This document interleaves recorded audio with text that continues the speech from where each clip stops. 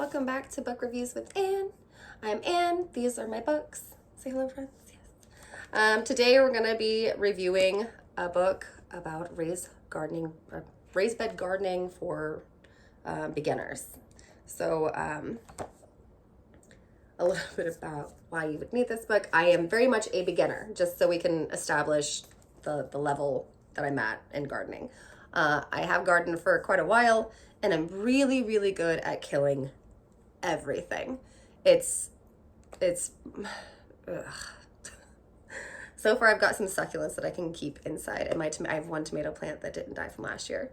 I am able to get a couple trees going from seedlings, but as for gardening as a whole, I think last year when we used this book last year, we did try it, and we planted too late. So just so you know the level of gardening that I have. So this book, like I said, is Raised Bed Gardening for Beginners. Everything you need to know to start and sustain a thriving garden by Tammy Wylie. So what's that, right? Okay, learn all about raised beds and up your gardening game. Worried about space? Interested in bigger and better yields? Raised Bed Gardening for Beginners shows you all the amazing advantages of raised bed gardens and how easy creating them can be. A complete primer for fresh and experienced planters alike, this book contains everything you need to know to start a happy and healthy raised bed garden. Learn to build your bed, select the right plants, and so much more. Simple guides will have even the greenest gardeners serving up freshly picked vegetables in no time. Raised Bed Gardening for Beginners answers many of the most common gardening questions, including when you should be planting, whether seeds or seedlings are the best choice, and how to arrange your plants for optimal growth. Are you looking for alternative solutions to using harsh chemicals to treat your garden? Discover natural methods for dealing with pests and plant diseases. So it has Raised Bed Gardening 101, from constructing a plant box to mixing and maintaining soil. Step-by-step instructions make getting started easy. From greenhorn to green thumb. Help your garden thrive with detailed suggestions for crop rotation, partner planting, and seed starting. Perfect picks.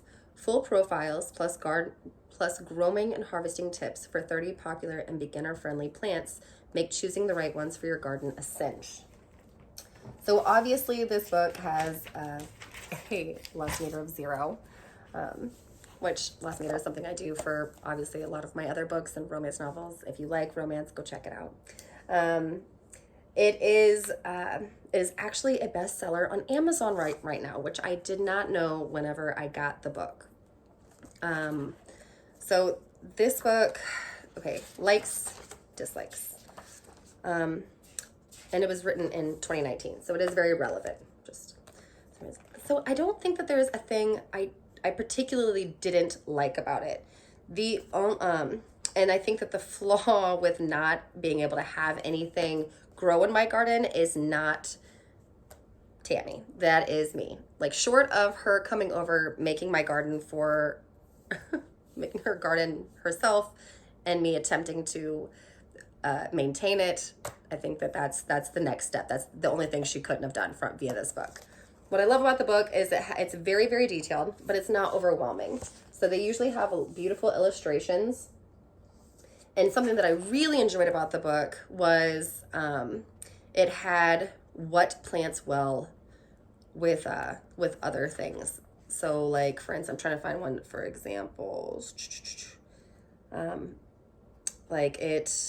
So like a lot of at the end here, so she'll tell you about the plant, and she'll tell you potential problems you could have with the plant and what they might be and kind of how to fix them. But that wasn't what I was talking about at first. What I was talking about is she has a section where what you'll want to plant next to others, which is great for me because I think I was planting a lot of plants together that really shouldn't have been. Right here. Plant friends and foes. So it's a really easy list. And then whenever we compiled our garden bed, it made it where it was easy to plant things together.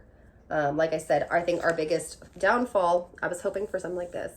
Our biggest downfall was, in fact, planting too late. We live in Texas. So whenever we planted too late, it fried. It fried the plants, and we did not water properly. And so I think an irrigation system in place would have been much better for the garden, and I think it would have thrived a lot better. So those are the the tips that I would have probably done for myself. The best thing I could say about this book to make it very useful would be to read it again. I feel like reading it again would give you an opportunity to pick up things that you might not have grabbed the first time. And I think that this book is a wonderful reference material. So you can look back at it. You maybe don't necessarily have to read the whole thing again and again, but you could. I definitely think you could. This is something that I would hope that my garden would look like. It does not. I wish I could show you what it looked like right now. It mostly is these guys, only there is just a ton of dead pine mulch in there because we mostly have pine trees, and I use my pine compost for in our garden beds. So I'm trying to think. So great beginner book. Great. Especially for getting a good start. Do I think that if you read this book and then started your raised beds, you would have a garden that looked like hers? Potentially, but just really make sure that you kind of follow what she's saying. It was very easy for our plants to die. And again, that is not her, that is us. We had an issue with getting our poor plants going. We should have planted earlier, and I think that we were kind of hitting that already. The other thing that I liked is that when it talks about when you can get a fall garden, which we did not do fall, we just did spring, and we will be attempting to try again. And I think, like I said, I think we're probably later, so we could probably get some seedlings instead of seeds down.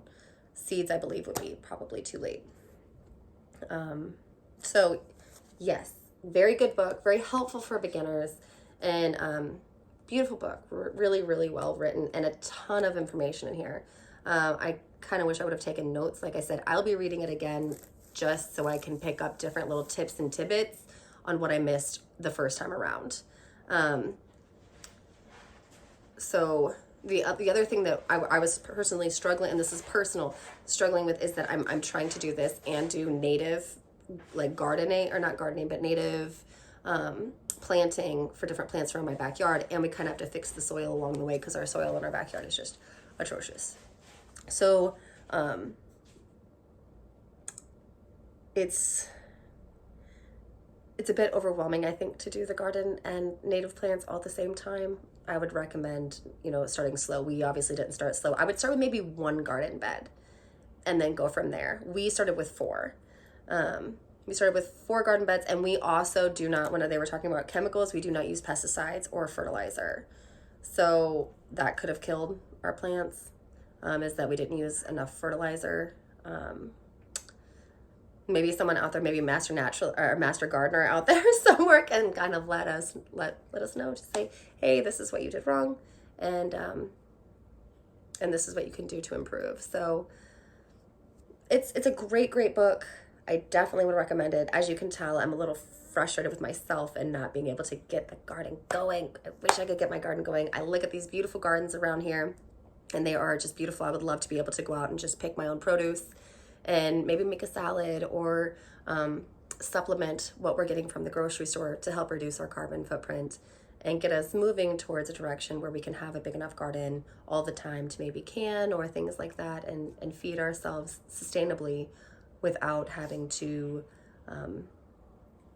just be kind of one more person, living off of the grocery store and all the plastics and like I said, carbon footprint that goes with that. So that's what, I think that's our end goal. And we are starting at the very, very, very beginning. So where can you get this book? I got this guy for $13. I think it was like $13.71 on Thrift Books, which I've mentioned in a lot of my other videos. If you haven't heard, Thrift Books is amazing. They have free shipping on orders over $10 in the United States. So, and you can also build up points to get free books. So it's really, really fantastic. I got it for $13.71. You can get it on Thrift Books for as cheap as $10.99. So like I said, it's a bestseller on Amazon right now. And on Amazon, the Kindle, you can get it for $6.99. You can get it on audio for $3.99, but again, you wouldn't have any of the visuals. And I think the visuals are extremely important to help you kind of see what maybe your garden beds, whenever you're trying to push garden beds or even planting, and some of the images are just really helpful. So I wouldn't necessarily recommend an audiobook for this guy. Maybe any of the other books that I did reviews on, but not this one. And then the hardback version was 19 bucks, almost 20 bucks. And you can get the paperback for 11. And then on Barnes & Noble, I found it for $13.49. So you can buy the book anywhere from, 10 bucks to maybe, 20. And that doesn't include if you go to a used bookstore. Maybe they'll have one at a used bookstore around you, and you can get it cheaper than that. Okay, and I think that's it. So if anyone has any books that they would like me to review, please, please, please always comment below. I would love to hear from you.